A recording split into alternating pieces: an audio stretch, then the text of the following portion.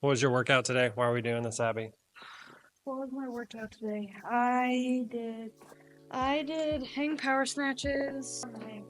Hang power snatches. Abby's trying to be explosive because they are from the hang position. They are power. So we're really trying to work on hip extension, getting the glutes all the way through. And finishing with that triple extension into the receiving position. Real quick, snappy like.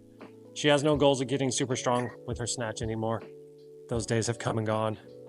So now we're just using this to stay dynamic and explosive. Abby, what do you think about when you snatch?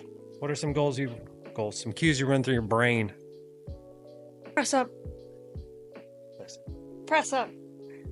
And then what about Press up. what about in your initiation? Start into your hinge and then into your pull.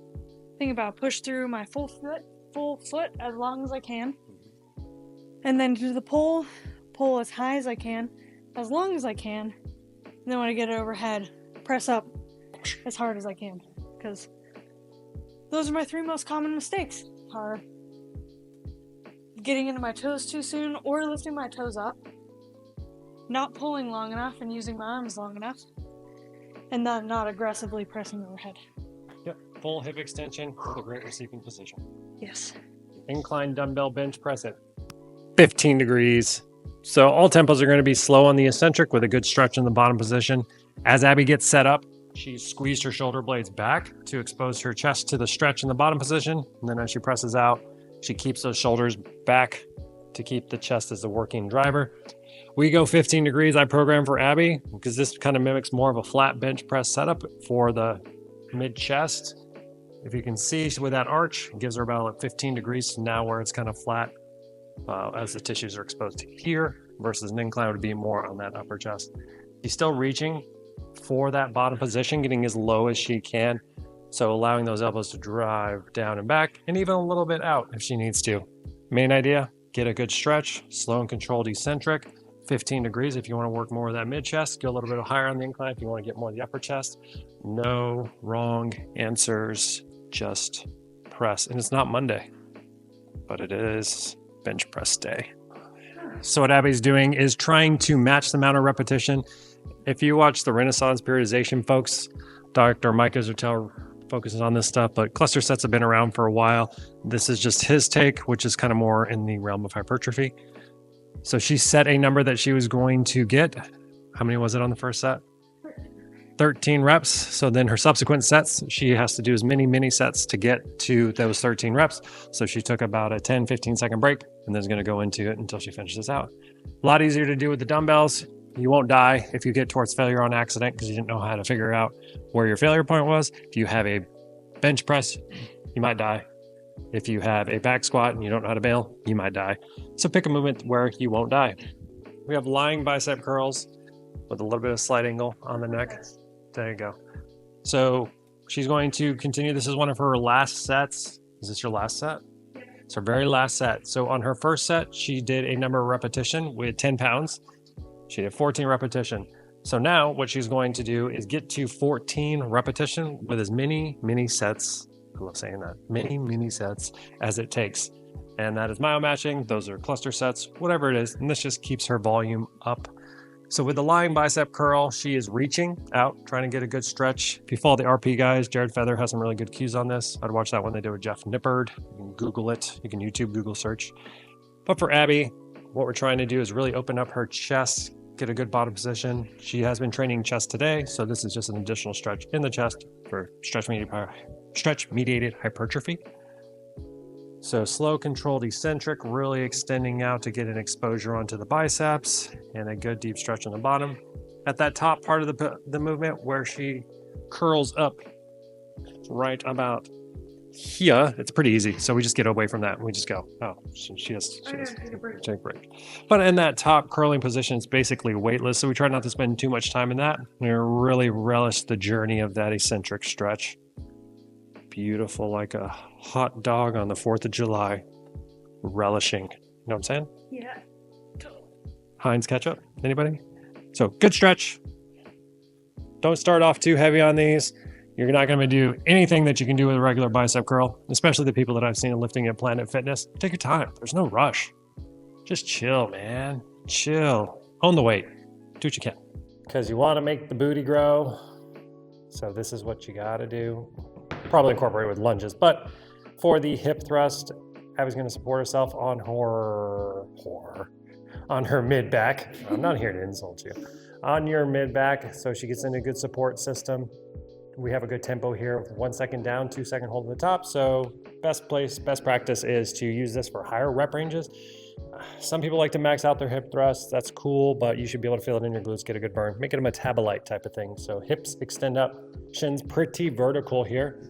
Mess with the stance width to see what allows for your glutes to be the main driver and limiter, getting that good squeeze impulse at the top. Still working on the idea of like stretch mediated hypertrophy. You don't put a lot of tension in the stretch here at the bottom, but you still want to be able to get your butt down, getting that squeeze at the top. If she was feeling it more in her hamstrings, we would see if it felt a little bit better to have her heels closer to her butt. If she was feeling it more in her quads, we would try to extend her feet out a little bit farther. Abby, do you feel it on your butt? I do. I just have to put my toes up. There you go. Good cue. Toes out, a little bit helpful. Maybe a little bit more on that glute med. Wonderful. And breathing, concentrating on that squeeze at the top for sure. Abby's going to continue. For the triceps, this works the lateral head and the short head. The little shorty head. Wow, Abby. So Abby's doing a giant set, which is 35 reps. Yeah. So 35 reps, not for time. We're just trying to get her in some more volume. It's a good way to track your weekly progress by increasing the repetition or the load slightly. That's a little bit harder unless you can do like 1 pound increments, which most stacks cannot, but most gyms don't have little 1 pounders. So for her, we're just trying to increase repetition. Form cues for her, elbows stay in tight. What we want to do is basically get a reverse bicep curl, getting as much of that elbow flexion as possible to really get a stretch through those triceps, accentuating that. Pauses for the causes are going to be in this stretch position, slow, low, eccentric. Abby. Yes. How's that feel? It feels like a lot of stretch, and my triceps are really working. They're working hard, getting some horseshoes. Does this workout work really hard? Nay would be the wrong answer. The horseshoe joke. If you're ever going to short the reps here, it's the top portion you don't want to short. So short out here, get here, get here, get here, get here. Stretch mediated hypertrophy. Don't make me a meme.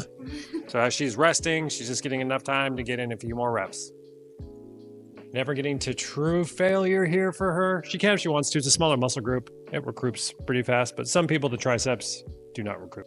Curtsy lunges. 3 things that you need to be aware of when you're doing a curtsy lunge. With a bonus tip at the end. Don't fall over. That's not one of the tips, but it is imperative for this. Gently using that back leg. So Abby's only using this as more of a kickstand just for balance. So it's not really putting any weight on it. Her front leg, tip 2, is going into a deep stretch position for the glute. So her hips are a little hinged forward, allowing that stretch through the glute. And as you can tell, she's going very, very slow. This isn't half-speed film. Film. Were you born in the 80s? It's film. And then tip number 4, politeness. She's so polite. Lightly using that back leg. Deep stretch in that front glute. And very, very slow. With polite manners. So don't do a twist. What is that? You're gonna break your back. That's unsafe. Just kidding, that's not unsafe. It's totally fine. Well, I'm currently training for high rocks, but also trying to maintain muscle, maybe build a little muscle. I've kind of been unintentionally bulking, but training hard all the while, so hopefully... Abby likes good food, Yeah. and that good food is calorically dense. Yes, so hopefully that has facilitated me gaining a little bit of muscle. For sure.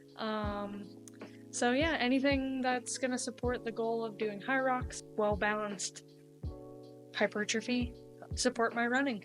Lots of running. Yeah. Running for high rocks, and then also just to get a little bit faster. Doing the speed stuff is fun. I enjoy Olympic weightlifting, so that's an enjoyment piece as well. But yeah, overall good training session. My arms are a little bit dead, which is good.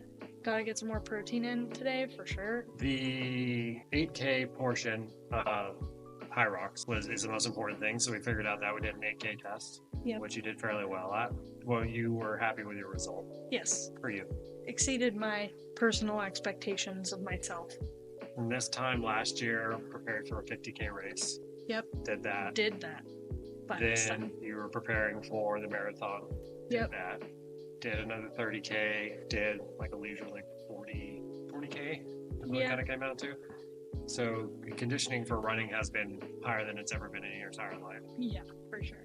So using that base to kind of build upon has been the goal. Seeing where that's at, and now using the intervals to build the speed for high rocks, because it is a relatively quick race compared to those. Still going to take 90 minutes ish or less. So the goal being less. Right. So figuring that stuff out, and we are far enough away to still do a little bit more base building. Yeah. Yeah, it feels really nice to have that amount of an aerobic base a little bit faster. Feels good. I definitely need to build my capacity with that a little bit more too, but overall it feels nice to have slow miles, also just aerobic capacity with running. So. And then sprinkling in the Saturday cardio classes, which anybody who's watching this video is more than welcome to come here Saturday at 11 o'clock. Yep. You'll be fit in the South Hills of Pittsburgh. Come on down. Yep. We do basically the movements that are within high rocks, so it's specific. There's some type of wall ball, some type of sled, some type of squat, some type of lunge, a burpee of sorts.